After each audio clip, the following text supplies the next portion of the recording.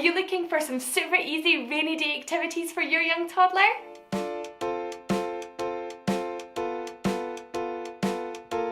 Hi everyone, I'm Cara. Welcome back to my channel. Today I've got another indoor toddler activity video for you. You guys seem to have loved my previous indoor toddler activity videos. I will make sure that I link those above and below in case you haven't checked those out yet and want to do so.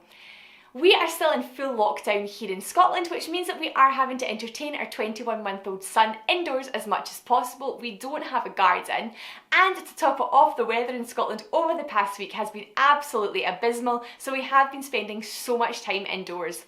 I'm really sorry in advance for some of the footage that you'll see later on. Some of it is pretty dark, and that's just because we've had such limited sunlight because it has been raining constantly.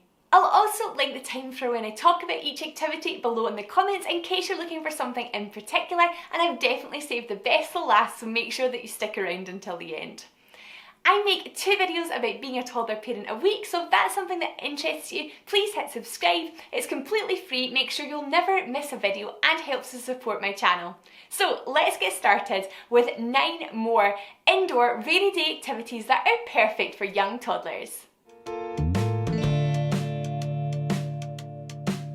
My first suggestion is peg play. Pegs can be played with in so many different ways. They lend themselves really well to practicing practical life skills and so many cute games. Sometimes Ben just enjoys playing with a jar of pegs, putting them in and out, experimenting with the hinge on the peg. We've recently actually spent a little bit of time with him showing him how they open and close, and he loves just practicing this. Sometimes we'll set up a little washing line with ribbon and give him some socks to play with. Yes. Pulling them off the washing line is one of his favourites, and then putting them back up again is a real challenge for him. This activity also lends itself really well to sock matching activities. It's something which my toddler really enjoys. Those 2? Yeah. Oh, thank you. Okay, ready? Yeah. This one? Where's the other one that goes with it? Yeah. Thank you. Same. This activity is just so easy to set up. Everyone has pegs at home and it provides hours of entertainment.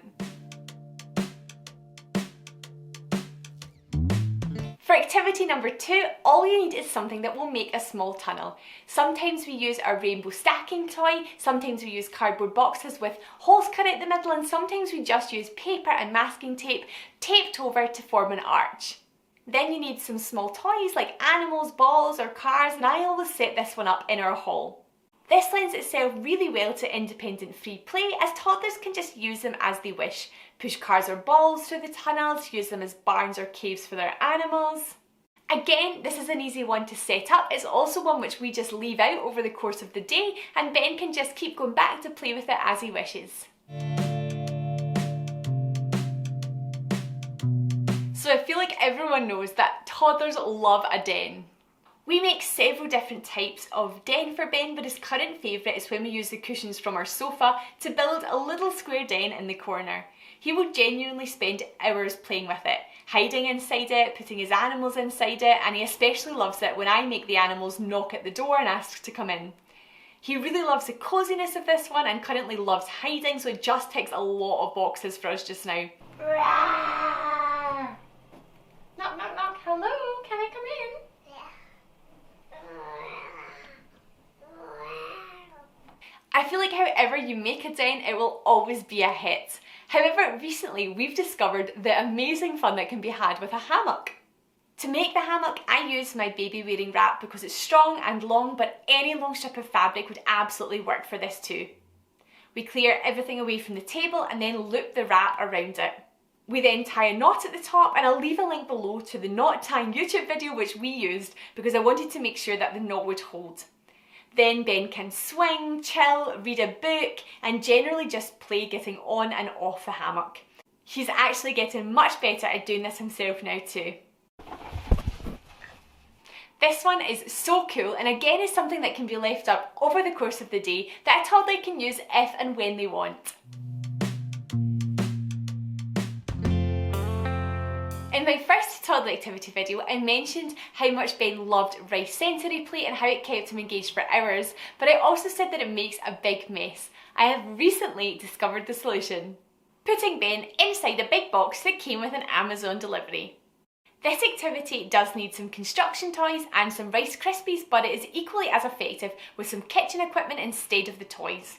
I just set the Krispies out in a tray and then let Ben play at scooping, dumping out the Rice Krispies. It also kind of works as a snack too, because my toddler certainly ate as many of the Krispies as he played with and was pretty inventive in using the dumper as a spoon. But he really loved experimenting with the texture of the Krispies, squashing them a little, transporting them. The Krispies can actually also just be put into a bag and kept again to limit waste. This is just another take on some food sensory play, but one that my toddler really likes. For a kitchen orchestra, all you'll need is a random selection of pots and pans and cooking utensils from your kitchen. I just lay out the pans on the kitchen floor and give Ben a collection of utensil drumsticks. Then he can just go to town on experimenting with noise. I would thoroughly recommend a whisk. In fact, whisks are just awesome for so many activities, and a colander as they make really cool noises. On the day that we filmed, Ben actually decided that he'd rather use them for cooking pretend play and went to fetch some play food, which was totally okay with me. We provide these activities to Ben as an invitation to play, and we just let him play with them as he wants. This one is certainly a noisy one, but it does lend itself really well to explorative toddler play.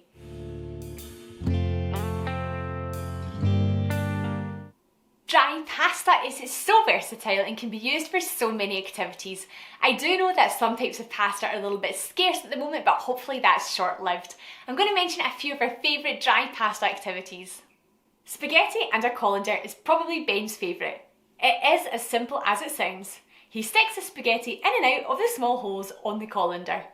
He loves to break the spaghetti into small pieces and post them through to see them disappear, and it's a great one for fine motor skills.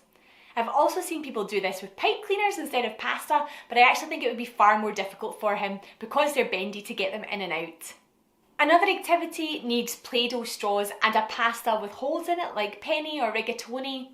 The straws are then placed sticking up from the Play-Doh, and Ben can thread the pasta on top of them. Some coloured pasta with matching straws would also work really well with older toddlers to add a matching element.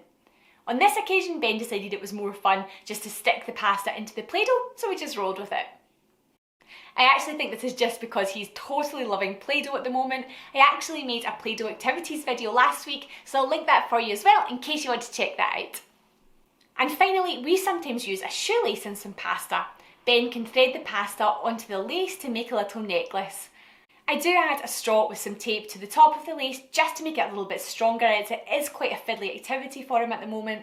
It does also definitely require him being in the right mood, as it requires quite a lot of concentration, but it is the kind of thing I'll leave out for him in a bowl and he can just go back to it when he's feeling like it. I love using pasta in this way for these activities, and so does Ben.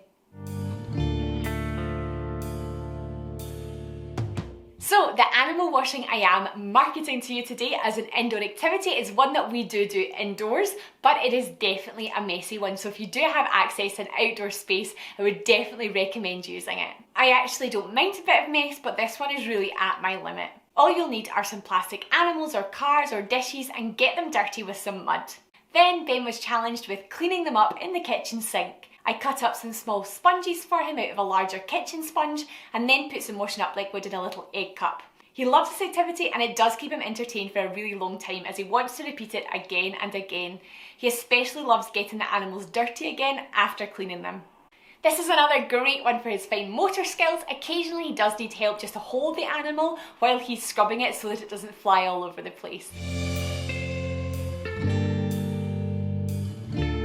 Activity number 8 is a sweep up. I actually just used the paper that I had used for the earlier tunnel activity, which was in a recycling, rolled up into balls. I also made a masking tape square in the centre of our kitchen floor. We do have a mini toddler sized brush, but a small brush from a brushing pan would work equally as well. The idea is simply that the paper should be swept into the little square. It's great to encourage them to move objects using a tool, although often Ben just prefers to lift them up and transport them by himself. My toddler also decided that sweeping them and hiding them behind the door was a much better place on this occasion. This is another easy setup activity which provides entertainment over a long time. And And letter posting, my final activity, is my favourite and Ben's favourite at the moment. It's especially nice because we do have to practice social distancing, so we can't see our family and friends as we'd like at the moment. I made 4 envelopes and drew some of our family members on them, 1 envelope for each household, and attached them to our windowsill. Then Ben gets to work drawing pictures for our family with the idea that we'll post them to them after we've filled the envelopes with his artwork. Ben loves the idea of creating something for them and posting them inside the little envelopes. They've been up now all week in our living room and have been filled with a range of artwork. Who's it for? Nessie. And for Aunt Nessie. Yeah. I love the idea that he knows he's sending them something, and I love it because we're producing such huge amounts of artwork at the moment. It's something really nice to do with them. Now, if you've liked these ideas, please hit the like button and think about subscribing if you haven't already and you'd like to see more of this type of content. I post 1 toddler activity video every single week just now. I just wanted to mention before finishing that we are not filling every single hour of Ben's days with organised types of activities. We're doing 1, maximum 2 organised activities a day just to break up the monotony and the routine of lockdown life. We do also just let him choose to engage with the activities as he wants and play with them how he wants to play with them. Thank you so much for watching today's video. I really hope you've enjoyed it and I hope that you'll join me again in a future video. Bye bye!